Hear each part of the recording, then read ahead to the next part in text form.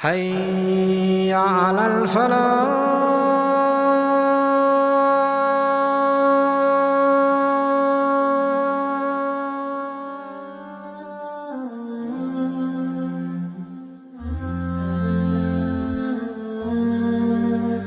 محترم حاضرین، اس دنیا کے اندر جب سے انسانوں کا وجود ہوا ہے اس وقت سے لے کر آج تک اور قیامت تک مختلف حالات میں الگ الگ طریقے سے فتنے رونما ہونے والے ہیں۔ کوئی ایسا دور نہیں ہے جس میں فتنہ واقع نہ ہوا ہو، اور نہ کوئی ایسا زمانہ آنے والا ہے کہ جس میں فتنہ واقع نہیں ہوگا۔ ہر زمانے میں فتنے ہوں گے۔ ان فتنوں میں بہت سے انسان، بہت سے افراد مشغول ہو کر، مصروف ہو کر، ان سے متاثر ہو کر اپنی زندگی کو برباد کر بیٹھیں گے، اور بہت سے انسان ایسے ہوں گے کہ اللہ تبارک و تعالی انہیں ان فتنوں سے محفوظ کر لے گا۔ تو ہم اللہ تبارک و تعالی سے دعا کریں کہ اللہ تبارک و تعالی ہمیں دنیا کے تمام فتنوں سے محفوظ رکھے۔ دنیا میں آنے والے فتنے جو موجود ہیں اور جو سابق میں آئیں گے، اللہ تبارک و تعالی ہم تمام کو اس سے دور رکھے۔ فتنے انسان کے دل و دماغ کو، انسان کی شخصیت کو، انسان کی زندگی کو، انسان کے ایمان کو برباد کرتے ہیں۔ دنیا میں فتنوں کا ہونا یہ معمولی چیز نہیں ہے۔ دنیا میں جب بھی فتنے ہوئے ہیں، اچھے عقل مند، ہوشیار، بڑی فکر رکھنے والے، بہت زیادہ علم میں وسعت رکھنے والے گمراہ ہو چکے، انہوں نے اپنی زندگیاں برباد کر دی۔ انسانی زندگی تو مختصر سی زندگی ہے۔ اگر وہ انسان اپنی اس مختصر سی زندگی میں دنیا کے فتنوں سے اپنے آپ کو بچا کر کامیابی کی راہ پر نہ چل سکے تو ایسی حالت میں اس کی آخرت کی زندگی کا کیا ہوگا؟ اور نبی کریم صلی اللہ علیہ وسلم فرماتے ہیں کہ تعرض الفتن علی القلوب کالحصیر عوداً عوداً، یہ فتنے انسانوں کے دلوں پر چٹائی کی طرح واقع ہوں گے۔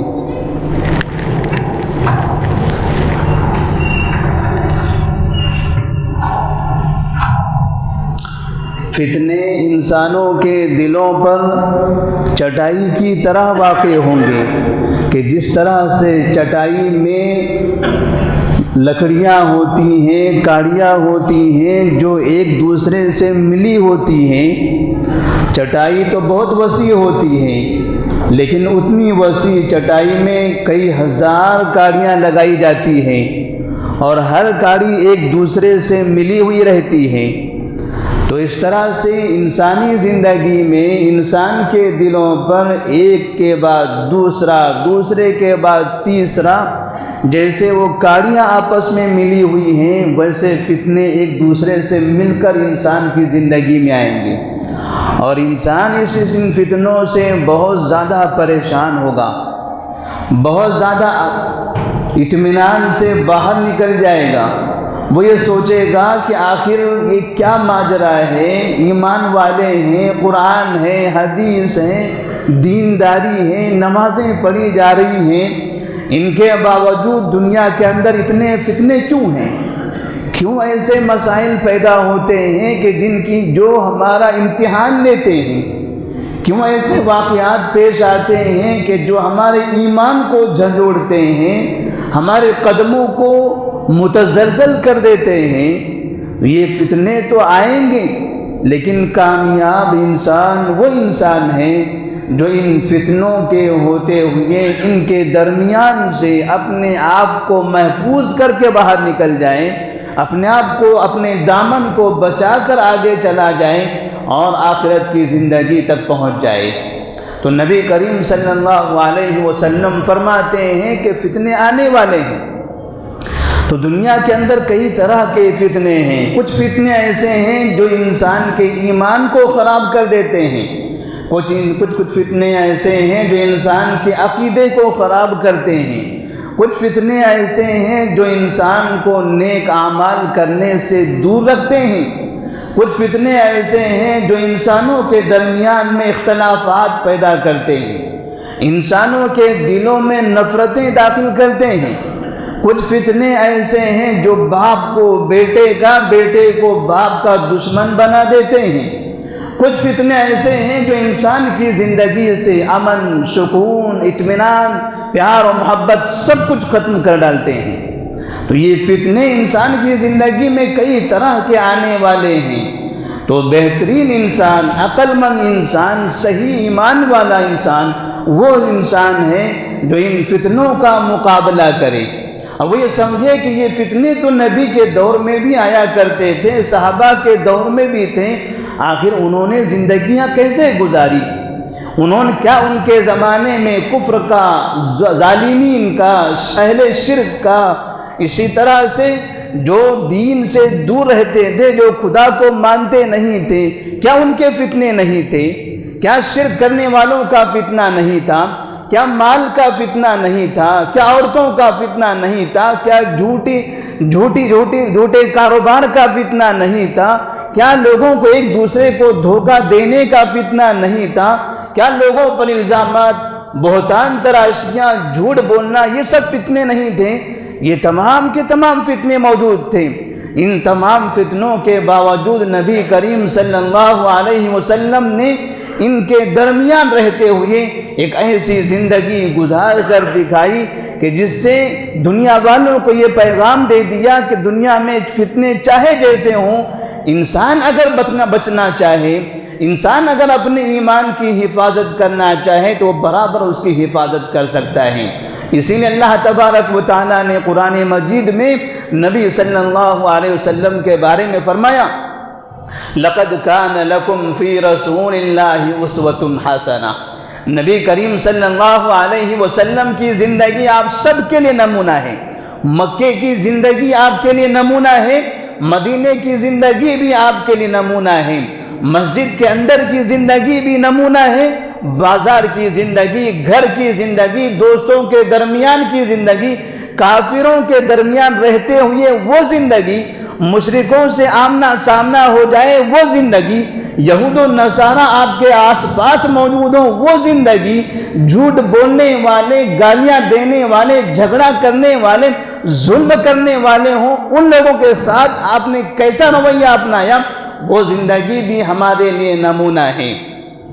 تو دنیا میں ایسے فتنے بہت ہوں گے، تو نبی کریم صلی اللہ علیہ وسلم فرماتے ہیں لا تقوم الساعة حتى تظہر الفتن۔ قیامت اس وقت تک نہیں آئے گی جب بہت زیادہ فتنے نہ ہوں، جب تک کہ فتنے بہت زیادہ نہیں ہوں گے تب تک کہ قیامت نہیں آنے والی ہے۔ مطلب یہ ہوا کہ جب تک جتنے سال ہم آگے بڑھتے چلے جائیں گے، جب جب نیا زمانہ آتا جائے گا تب تک فتنوں میں اضافہ ہوتا جائے گا، تب تک فتنوں میں اضافہ ہوتا جائے گا۔ ہر مہینے، ہر سال کوئی نیا فتنہ ہی دنیا میں دکھے گا، اور لوگ یہ سمجھیں گے آخر کیا مسئلہ ہے، آخر کیا ماجرا ہے، ایسا کیوں ہو رہا ہے ہمارے ساتھ میں۔ تو یہ نبی کریم صلی اللہ علیہ وسلم کی پیشین گوئی ہے۔ اور دنیا کے اندر سب سے بڑا فتنہ اہل علم کا فتنہ ہے، دنیا میں سب سے بڑا فتنہ مسلمانوں کا فتنہ ہے، دنیا میں سب سے بڑا فتنہ ان لوگوں کا فتنہ ہے جو اپنی زبان سے کہتے ہیں لا الہ الا اللہ محمد الرسول اللہ، جو مسلمان ہیں، جنہوں نے کلمہ پڑھا ہے، جنہوں نے اسلام کو قبول کیا ہے، ان کا فتنہ آج کے اس دور میں سب سے بڑا فتنہ نظر آتا ہے۔ کافرین کا فتنہ، یہود و نصارہ کا فتنہ، مشرکین کا فتنہ، وہ تو ہم تاریخ سے دیکھتے چلے آ رہے ہیں، ان کے فتنے موجود ہیں، قرآن میں ان کا تذکرہ ہے، احادیث میں ان کا ذکر موجود ہے، ائمہ نے، سلف صالحین نے ان فتنوں سے ہم کو آگاہ کر رکھا ہے۔ لیکن مسلمانوں کا جو فتنہ ہے کہ مسلمان کس طرح سے دنیا کے اندر فتنہ مچا رہے ہیں، مسلمان کبھی یہ کہتا ہے کہ ہم پر فنا کا ظلم ہوتا ہے، فنا ہمارے عقیدے کو برباد کرتے ہیں، فنا کی کمپنیاں ہمارے ایمان کو برباد کرنے کے لیے ہیں، فنا اور فنا ایسے ہیں۔ مسلمان ہمیشہ دوسروں پر الزام لگاتا ہوا دکھائی دیتا ہے، لیکن مسلمانوں کے حالات اگر ہم دیکھیں، مسلمانوں کے معاشرے کو اگر ہم دیکھیں، ہمیں یہ سمجھ میں آئے گا کہ غیروں کے فتنوں سے زیادہ مسلمانوں کے پیدا کردہ فتنے ہیں۔ مسلمانوں نے دنیا کے اندر اتنے فتنے پیدا کر رکھے ہیں کہ انہیں اپنے فتنوں سے بچنے کا ہی راستہ نظر نہیں آتا، وہ غیروں کے فتنوں سے کہاں بچیں گے؟ اور مسلم معاشرے کا دنیا کا سب سے بڑا فتنہ ایک ایسا فتنہ ہے جس فتنے کے بارے میں ہمارے علماء اکرام، ہماری تنظیمیں، ہماری جمعیتیں، ہماری سوسائٹیاں بہت کم حرکت میں نظر آتی ہیں، بہت کم اس فتنے کے بارے میں بولتے ہوئے دکھائی دیتی ہیں، بہت کم اس کے خلاف طاقت کا استعمال کرتی ہیں، بہت کم اس کے خلاف اپنی زبان کا استعمال کرتی ہیں، اور وہ سب سے بڑا فتنہ ہے شرک کا فتنہ۔ کیا اس سے بڑا مسلمانوں کے درمیان اور کوئی فتنہ ہو سکتا ہے کہ مسلمانوں کی تعداد بہت زیادہ ہو، علماء کی تعداد کی کثرت ہو، مساجد ہوں، مدارس ہوں، کتابیں ہوں، دعات ہوں، تقریریں کرنے والے موجود ہیں، بیانات والے موجود ہیں، خطیب موجود ہیں، بڑے بڑے علماء ہیں، دنیا کا چکر لگاتے ہیں دعوت و تبلیغ کے نام سے، کون کون سی زمینوں کا سیر نہیں کرتے ہیں، لیکن محلوں کا حال دیکھو، گلیوں کا عالم دیکھو، گھروں کا حال دیکھو، ان کے معاشرے کا عالم دیکھو، تو مسلمان جا بجا شرک کرتا ہوا نظر آتا ہے۔ اگر مسلمان جس نے یہ کلمہ پڑھا ہے لا الہ الا اللہ محمد رسول اللہ، اللہ کے علاوہ کوئی حقیقی معبود نہیں ہے، اللہ کے علاوہ کوئی حقیقی معبود نہیں ہے، جو پہلا کلمہ ہے جس کو کلمہ طیبہ کہا جاتا ہے، ایک کافر کو مسلمان ہونے کے لیے کلمہ پڑھنا پڑتا ہے۔ اگر مسلمان اسی کلمے پر عمل نہیں کرتے، اسی کلمے کی پابندی نہیں کرتے، تو اس کے بعد کی چیزیں کہ مسلمانوں متحد ہو جاؤ، مسلمان ایک پلیٹ فارم پر آ جاؤ، مسلمان آپس میں مل جل کر رہو، مسلمانوں دلوں سے نفرتوں کو ختم کرو، وہ کہاں سے ہونے والا ہے؟ وہ سب باتیں کہاں سے پیدا ہوں گی؟ کب ایک پلیٹ فارم پر آئیں گے؟ جب تم توحید پر قائم نہیں رہ سکے، تم نے توحید پر اتفاق نہیں کیا، تم نے ابھی خدا کو ہی جانا نہیں ہے، تم سب نے اتفاق اس بات پر کیا ہی نہیں ہے کہ ہمارا خدا کون ہے، ہمیں کس سے مانگنا چاہیے، ہمیں کس کے سامنے سر جھکانا چاہیے، کس کے سامنے ہاتھ پھیلانا چاہیے، کون ہمیں شفا دینے والا ہے، کون ہمیں روزی دینے والا ہے، کون ہمیں اولاد دینے والا ہے، تم نے ابھی اس پر ہی اتفاق نہیں کیا، اپنے خدا پر ہی اتفاق نہیں کیا، تو خدا کے بندوں کو تم متحد کرنا چاہتے ہو، خدا کے بندوں سے تم یہ تمنا رکھتے ہو کہ یہ متحد ہو جائیں گے، یہ آپس میں ایک دوسرے سے محبت کرنے لگیں گے۔ کیا دنیا میں تمہارا یہ عمل خدا کے نزدیک مبغوض نہیں ہے؟ کیا دنیا کی سب سے بدترین قوم تم نہیں ہو کہ جو خدا کو دھوکہ دیتے ہو، ایک طرف کہتے ہو لا الہ الا اللہ محمد رسول اللہ، اور دوسری طرف اللہ کو چھوڑ کر کسی اور کے سامنے سجدہ کرتے ہو؟ یہ دنیا کا، خاص طور پر ہمارے ملک کا سب سے بڑا فتنہ ہے۔ مسلمانوں کو اپنے ملک میں اگر کسی فتنے کا مقابلہ کرنا چاہیے، پارلیمنٹ کے ذریعے ہو، سپریم کورٹ کے ذریعے ہو، عدالتوں کے ذریعے ہو، پولیس اور فوج کے ذریعے ہو، اپنی طاقت کا استعمال کرتے ہوئے ہو، تو سب سے پہلے ہمارے معاشرے سے اس فتنے کو ختم کرنے کی ضرورت ہے۔ اللہ تبارک و تعالیٰ قرآن میں فرماتے ہیں من یشرک باللہ فقد حرم اللہ علیہ الجنہ ومأواہ النار وما للظالمین من انصار، جو اللہ کے ساتھ شرک کرتا ہے فقد حرم اللہ علیہ الجنہ، اللہ تعالیٰ نے ان کے اوپر جنت کو حرام کر دیا، اللہ تبارک و تعالیٰ نے ان کے اوپر جنت کو حرام کر دیا، جنت ناممکن ہے کہ اس کو ملے۔ پھر اللہ تبارک و تعالیٰ فرماتے ومأواہ النار، پھر اس کا ٹھکانہ جہنم ہوگا، وما للظالمین من انصار، وما للظالمین من انصار، اللہ تبارک و تعالیٰ ظالموں کا مددگار نہیں ہے، اللہ تبارک و تعالیٰ ظالمین کا مددگار نہیں ہے۔ شرک کرنے والا ظالم ہے اور اللہ ظالمین کی کبھی مدد نہیں کرتا۔ آج ہمارے اس ملک کے اندر ہمیں سمجھ میں آتا ہے کہ ہم مظلوم ہیں، کچھ قوتیں ہمارے اوپر غالب آ چکی ہیں، ہمیں پریشان کرتی ہیں، صبح و شام ہمارا جینا دشوار کر رکھا ہے۔ آپ خود ظالم ہیں، آپ ظالم ہیں، آپ ظلم کرتے ہیں، آپ بے انصافی کرتے ہیں، تو اللہ تبارک و تعالیٰ کیسے ظالمین کی مدد کرے گا؟ اللہ نے قرآن میں کہا ہے وَمَا لِلظَّالِمِينَ مِنْ أَنصَارٍ، شرک کرنے والے سب سے بڑے ظالم ہیں، شرک کرنے والے سب سے بڑے ظالم ہیں۔ اس لیے اللہ نے کہا إِنَّ الشِّرْكَ لَظُلْمٌ عَظِيمٌ، شرک بہت بڑا ظلم ہے، شرک بہت بڑا ظلم ہے، اور یہ شرک ہمارے ملک کا سب سے بڑا فتنہ ہے۔ اگر ہمارے ملک سے یہ فتنہ ختم ہو جائے تب مسلمان آپس میں متحد ہو سکتے ہیں، مسلمان اپنی دین کی حفاظت کر سکتے ہیں، ان کی زبانیں ایک آواز اٹھا سکتی ہیں۔ لیکن جب تک کہ ہمارے معاشرے میں شرک ہوگا اور ساتھ میں ہم یہ تمنا کریں کہ متحد ہو جائیں، ہماری مددیں ہوں، ہم نمازوں کے بعد ہاتھ اٹھا کر اجتماعی دعا کرنے لگے اے اللہ مدد کر، اے اللہ مدد فرما، یہ ہمارے ہاتھ خالی واپس لوٹیں گے، یہ ہمارے ہاتھوں میں کوئی چیز نہیں آنے والی ہے، ہماری جھولیاں بھرنے والی نہیں ہیں، ہماری زندگی میں امن و سکون پیدا نہیں ہونے والا ہے۔ اور اس میں دوسرا ایک بڑا فتنہ، وہ فتنہ ہے بدعت۔ مسلمانوں کا سب سے بڑا فتنہ شرک کے بعد بدعت ہے۔ بدعت کس کو کہتے ہیں؟ مسلمان بدعت کا مطلب کچھ الگ سمجھتے ہیں، بدعت یعنی کوئی معمولی چیز ہے، بس پہلے ہم گھوڑے پہ سواری کرتے تھے اب ٹرین میں کر رہے ہیں، یہ بدعت ہے۔ پہلے ہم گدھے پر سواری کرتے تھے اب جہازوں میں سفر کرتے ہیں، یہ بھی بدعت ہے۔ اس طرح کے معمولی چیزوں کو بدعت، کیا ٹرین میں سفر کرنا جائز نہیں ہے؟ بدعت ہے نا، تو پھر جائز ہوگا۔ تو اس طرح کے ہیلے بہانے کر نئی نئی چیزوں کے ایجاد کردہ کو بدعت کہتے ہیں، اور پھر کہتے ہیں بدعت کا استعمال جائز ہے۔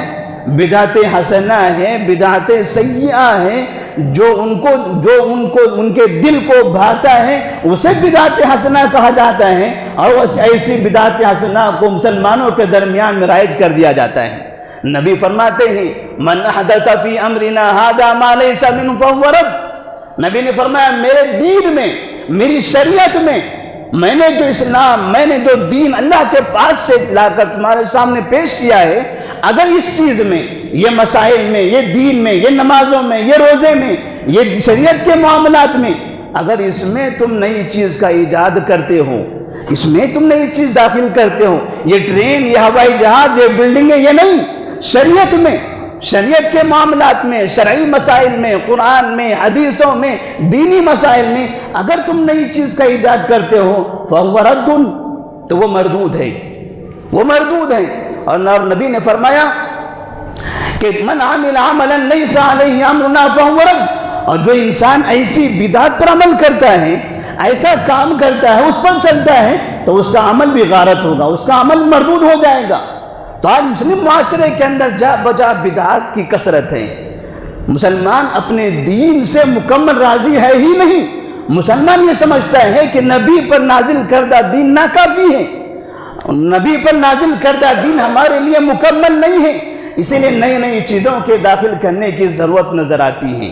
جب مسلمان بدعات کا ارتکاب کرے، نبی کے دین کو، اللہ کے نازل کردہ دین کو مکمل نہ سمجھے، جبکہ اللہ نے کہا تھا اليوم اکملت لکم دینکم واتممت علیکم نعمتی ورضیت لکم الاسلام دینا، میں نے دین مکمل کر دیا، میں نے دین مکمل کر دیا۔ دین کے مکمل ہونے کے بعد مسلمان دین کو نامکمل سمجھیں، اس سے برا فتنہ اور کیا ہو سکتا ہے؟ کیا مسلمانوں کے درمیان یہ فتنے نہیں ہیں؟ مسلمان جو غیروں کے فتنوں سے گھبرائے ہوئے ہیں، مظاہرے کرتے ہیں، احتجاج کرتے ہیں، مظلومیت معصومیت کے چہرے دکھاتے ہیں، کیا انہیں یہ نہیں سمجھ میں آتا کہ انہوں نے خود فتنے پھیلائے ہوئے ہیں؟ یہ فتنے ان کے اپنے گھروں سے نکلتے ہیں، یہ فتنوں کے مراکز ان کی اپنی مساجد ہیں، ان کے اپنے مدارس ہیں، ان کے اپنے مراکز ہیں، یہاں سے فتنے نشر ہو رہے ہیں۔ جو اپنے خدا کے دین کو نہیں مانتا وہ غیروں سے تمنا کرتا ہے کہ وہ ہمارے دین کی حفاظت کرے، جو خدا کے دین کو نامکمل سمجھتا ہے وہ غیروں سے التجا کرتا ہے، بھیک مانگتا ہے کہ میرے دین پر تم نے ڈاکہ نہیں ڈالنا، میرے دین کی تم نے حفاظت کرنا۔ غیر سے کیسے یہ تمنا کی جا سکتی ہے جبکہ مسلمان وہی کام کر رہا ہے؟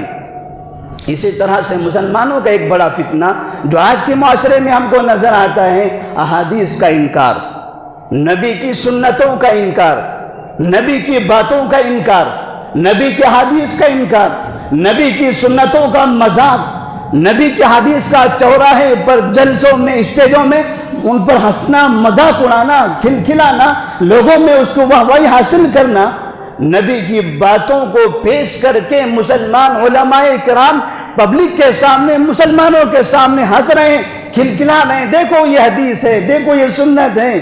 یہ سب کو چھوڑ دو، نبی کی باتوں کو، حدیثوں کے پیچھے پڑو گے، گمراہ ہو جاؤ گے۔ اماموں کی باتوں کو مان لو، اماموں کا دامن تھام لو۔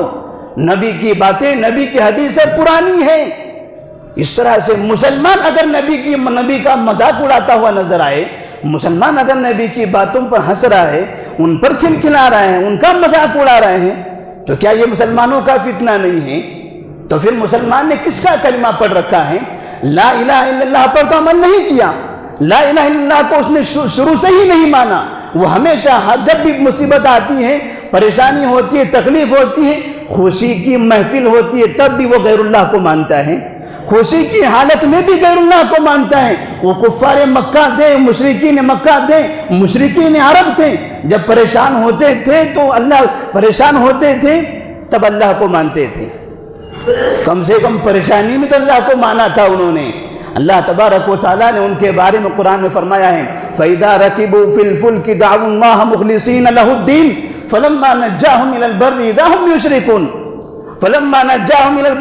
هُمْ يُشْرِكُونَ جب وہ اس کشتی پہ ہوتے، سمندر کے اندر اگر پانی ہچکولے کھانے لگتا، کشتی کے ڈوبنے کا ڈر ہوتا، تب انہیں احساس ہوتا کہ دنیا کی کوئی طاقت بچانے والی نہیں ہے۔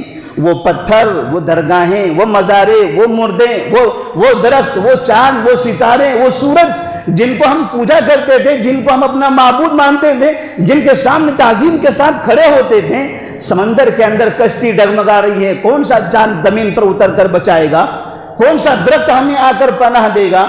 کون سی میت، کون سا مردہ قبر سے نکل کر ہمیں یہاں سے باہر لے جائے گا؟ ان کا عقیدہ تھا۔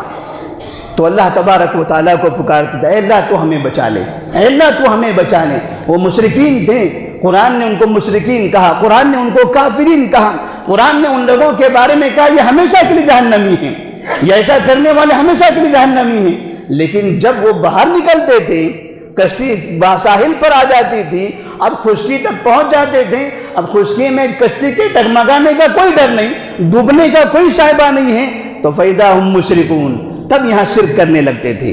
وہ مشرکین مکہ کا وہ حال تھا جن کے بارے میں قرآن میں اتنی سخت وعیدیں نازل ہوئی ہیں، اور یہ مسلمان عالم کا حال ہے، یہ آج کے مسلمانوں کا عالم ہے۔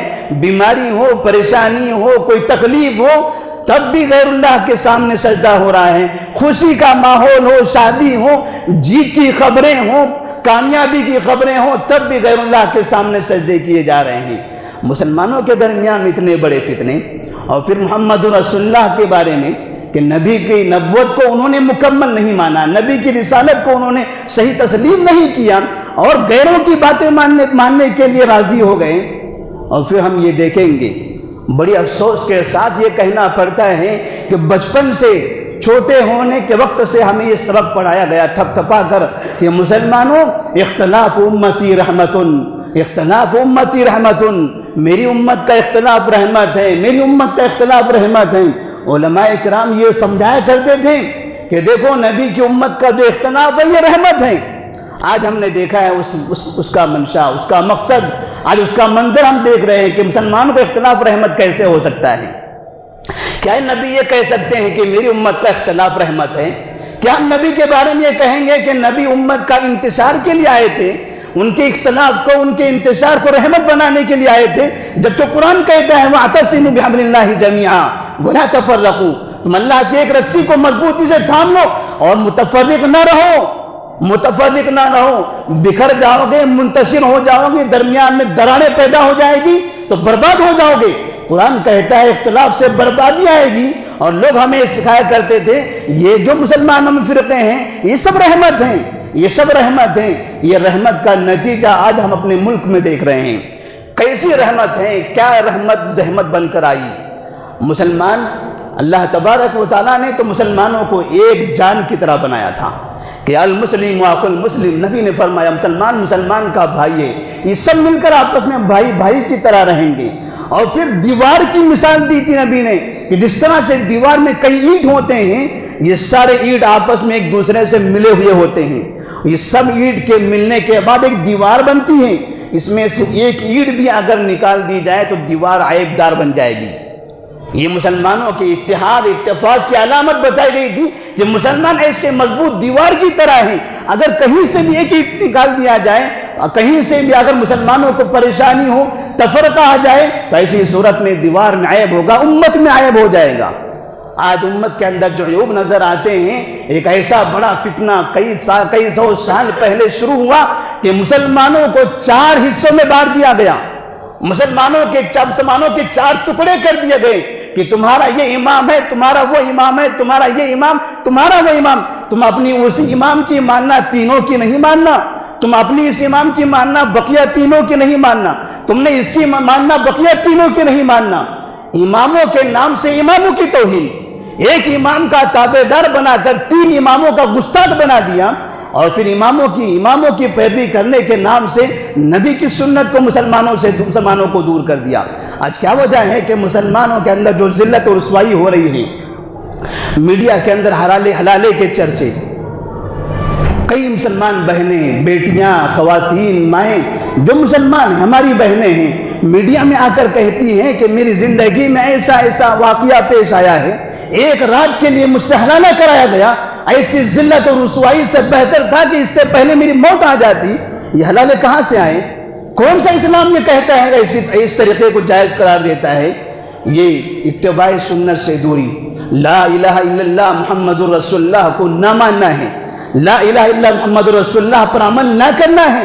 جب تم نے نبی کی سنت کو ناقص سمجھا، نبی کے دین کو نامکمل سمجھا، بدعات کے داخل کرنے کو تم نے اپنا کمال سمجھا، اسی کو تم نے اپنی ہوشیاری سمجھا، نتیجہ یہ نکلا کہ تمہارا معاشرہ، تمہاری بہنیں، تمہاری عورتیں سب بے عزت ہو گئی، نیلام ہو گئی۔ آج غیر قومیں ہمارے مسلمانوں کی تعلیمات کو دیکھ کر افسوس کر رہے ہیں۔ کیا یہ تعلیمات ہیں؟ ہم نے تو نبی کے بارے میں کچھ الگ پڑھا تھا، ہم نے تو محمد پیغمبر کے بارے میں کچھ الگ سنا تھا، وہ تو بڑے نیک تھے، بڑے زاہد تھے، بڑے اچھے تھے، بڑے اللہ کے ولی تھے۔ یہ مسلمانوں نے کہاں سے تعلیمات سیکھی ہیں؟ یہ ذلت و رسوائی صرف اس وجہ سے ہے کہ مسلمانوں نے نبی کے دین کو چھوڑا، اور اس کی سب سے بڑی وجہ تقلید ہے۔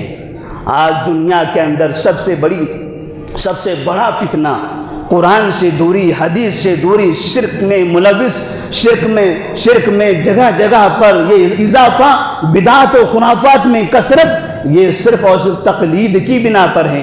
اماموں کی تقلید کی وجہ ہی ہے جس کی وجہ سے آج ملک میں ہمارے جگہ جگہ شرک کے اڈے قائم ہوئے، وہ تقلید ہی ہے جس کی وجہ سے نبی کی سنت سے مسلمانوں نے منہ موڑ لیا تھا۔ یہ تقلید ہی ہے جو تمام ان برائیوں کی جڑ بنی ہوئی ہے۔ مسلمان اگر یہ کہیں کہ لوگوں نبی کی باتوں کو مانو، ایک نبی کی طرف آ جاؤ، تمام کے تمام ایک نبی پر متفق ہوتے ہیں، تو پھر ایسی صورت میں نبی کی بات ماننے کے بعد نہ ایسی ذلت و رسوائی ہوگی، نہ بدعات و خرافات کی ضرورت پڑے گی، نہ کسی کے سامنے سر جھکانے، ہاتھ پھیلانے کی ضرورت پڑے گی، اور نہ اللہ تبارک و تعالیٰ ان کی زندگی کو برباد کرے گا۔ تو نبی کریم صلی اللہ علیہ وسلم کا یہ ارشاد کہ میری سنت کی پیروی کروں، علیکم بالسمع والطاعہ، لوگ مسلمانوں میری بات مانو، میری باتوں پر عمل کرو، میری بات سے دور نہ ہٹو، میری سنت کی پیروی کرو گے، اسی میں کامیابی ہے۔ اور علامہ ابن تیمیہ رحمہ اللہ فرماتے ہیں کہ دنیا میں جو فتنے واقع ہو رہے ہیں ان کا ایک بڑا سبب ہے، وہ ہے البدع فی الدین والفجور فی الدنیا، البدع فی الدین والفجور فی الدنیا۔ دنیا میں جو بڑے فتنے، جو فتنوں کے اسباب نظر آتے ہیں، اس میں سب سے بڑا سبب ہے دین میں بدعات کو داخل کرنا اور دنیا کے اندر فجور کا ارتکاب کرنا، گناہوں کا ارتکاب، اللہ کی نافرمانی کا ارتکاب، یہ دنیا کے اندر فتنے کا سبب ہے۔ اور نبی کریم صلی اللہ علیہ وسلم آپ نے فرمایا تھا ایک مرتبہ، لا تظہر الفتن، لا تقوم الساعة حتى تظہر الفتن ویکثر الکذب، قیامت اس وقت تک قائم نہیں ہوگی جب تک کہ فتنے ظاہر نہ ہوں، اور جھوٹ کثرت سے ہوگا، جھوٹ بہت زیادہ بولا جائے گا۔ آج میڈیا میں دیکھیں، ان میڈیا کا ہم حال نہیں بیان کریں گے جو غیروں کے ہاتھوں میں ہیں، وہ میڈیا جو اپنے پہلے صفحے پر قرآن کی آیتیں حدیثیں نقل کرتے ہیں، جو ہمارے مسلمانوں کی تعبیر ان کا ترجمان بنے بیٹھے ہیں، ان میڈیا کا حال دیکھیں، کتنے جھوٹ کا پرچار کیا جا رہا ہے۔ مسلمان اپنے اخبارات سے اپنے قرآن کی آیتیں لکھ کر جھوٹی خبریں، ایک دوسرے کے خلاف بہتان تراشیاں، اہل توحید پر الزامات، ان کے خلاف باتیں، ایسے گندی باتیں اور گندی تصویریں یہ جو نشر کی جا رہی ہیں، کیا یہ فتنے کی علامت نہیں ہے؟ کیا یہ فتنے کی علامت نہیں ہے؟ مسلمانوں کو ڈر یہ تھا کہ یہودی ٹی وی ہمارے گھروں میں داخل کریں گے، ہماری بہنیں کچھ الگ چیزیں نہ دیکھیں گی، ہمارے بھائی فلمیں دیکھیں گے، عریانیت کا مظاہرہ ہوگا، وہاں عورتیں نظر آئے گی۔ یہ مسلمان آج بھی تعلیم دے رہے ہیں، آج بھی یہی سبق سکھا رہے ہیں، لیکن مسلمان ان لوگوں کو کیوں نہیں تنبیہ کرتے جو مسلمانوں کے نام سے قرآن کی آیتیں لکھ کر اپنے اخبارات میں گندی تصویریں شائع کر رہے ہیں، اپنے اخبارات میں بری خبریں پیش کرتے ہیں، مسلمانوں پر الزامات لگاتے ہیں، بلاد حرمین کے خلاف لکھتے ہیں، بلاد حرمین کے خلاف بغاوت کا پرچار کرتے ہیں، ان لوگوں کے مضامین شائع کرتے ہیں جو بلاد حرمین کے دشمن ہیں اور جو بلاد حرمین کی تائید کرنا چاہتا ہے، ان کی موافقت میں بولنا چاہتا ہے، ان کے مضامین نشر نہیں کیے جاتے، واپس کر دیے جاتے ہیں۔ یہ فتنہ کیا مسلمانوں کا فتنہ نہیں ہے؟ ہم یہ سمجھتے تھے کہ غیر ہماری خبریں شائع نہیں کرتے، غیر ہماری باتوں کا پرچار نہیں کرتے، لیکن مسلمان بھی تو یہی کام کر رہا ہے۔ کیا مسلمانوں کے چینلوں پہ، کیا مسلمانوں کے ٹیلی ویژنوں پر اہل توحید کی باتیں نشر کی جا رہی ہیں؟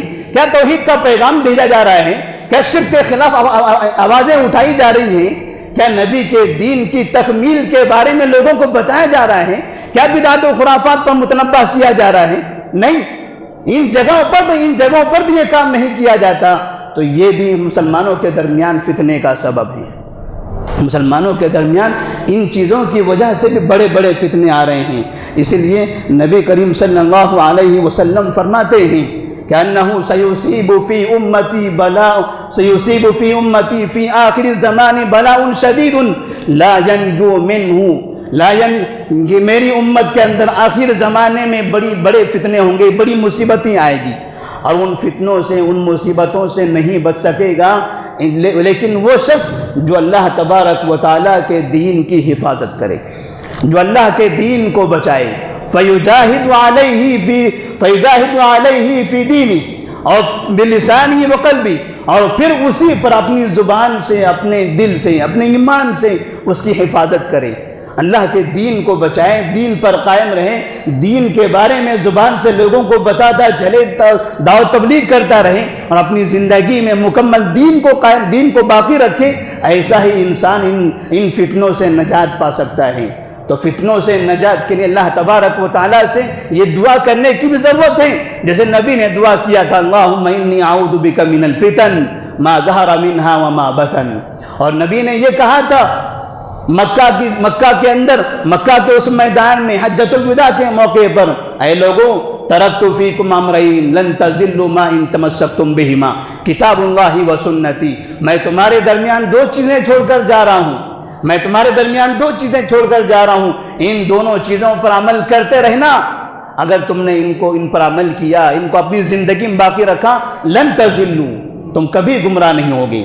یہ قرآن اور دوسرا حدیث، جب تک ہم قرآن پر، حدیث پر عمل کرتے رہیں گے، اللہ کی کتاب اور نبی کی سنت پر عمل پیرا ہوں گے، دنیا کا کوئی فتنہ ہمیں پریشان نہیں کر سکتا، دنیا کے کسی فتنے کے اندر ہم مشغول نہیں ہو سکتے، کوئی فتنہ ہمیں اپنے ایمان سے دور نہیں کر سکتا۔ تو اللہ تبارک و تعالیٰ سے دعا کریں کہ اللہ تبارک و تعالیٰ ہمیں دنیا کے تمام فتنوں سے بچائیں، اللہ ہمیں کتاب و سنت پر عمل کرنے کی توفیق عطا فرمائے، نبی کی سنت کو اپنی زندگی کے ہر میدان میں، ہر مسئلے میں، ہر لمحے میں اسی پر عمل کرنے کی توفیق عطا فرمائے، نبی کی سنت پر مرتے دم تک عمل کرنے کی توفیق دے، بدعات سے، خرافات سے ہم سب کو بچائے۔ اللہ تبارک و تعالی ہمارے معاشرے سے، ہمارے محلوں سے، ہماری گلیوں سے ہمارے گھروں سے شرک کا خاتمہ فرمائے۔ اللہ ہمیں اسی کی عبادت کرنے کی توفیق عطا فرما، اسی کے سامنے ہاتھ اٹھانے کی توفیق عطا فرما، اسی سے مدد مانگنے کی توفیق عطا فرما۔ اللہ تبارک و تعالی ہمارا مددگار ہو، اللہ تبارک و تعالی ہمارے دین کی حفاظت فرما، اللہ تبارک و تعالی ہمارے ایمان کی حفاظت فرمائے۔ اللہ تبارک و تعالی جب تک ہمیں زندہ رکھیں وہ ہمیں ایمان پر باقی رکھے، جب ہمارا خاتمہ ہو تو ایمان پر ہو۔ وآخر دعوانا الحمدللہ رب العالمین۔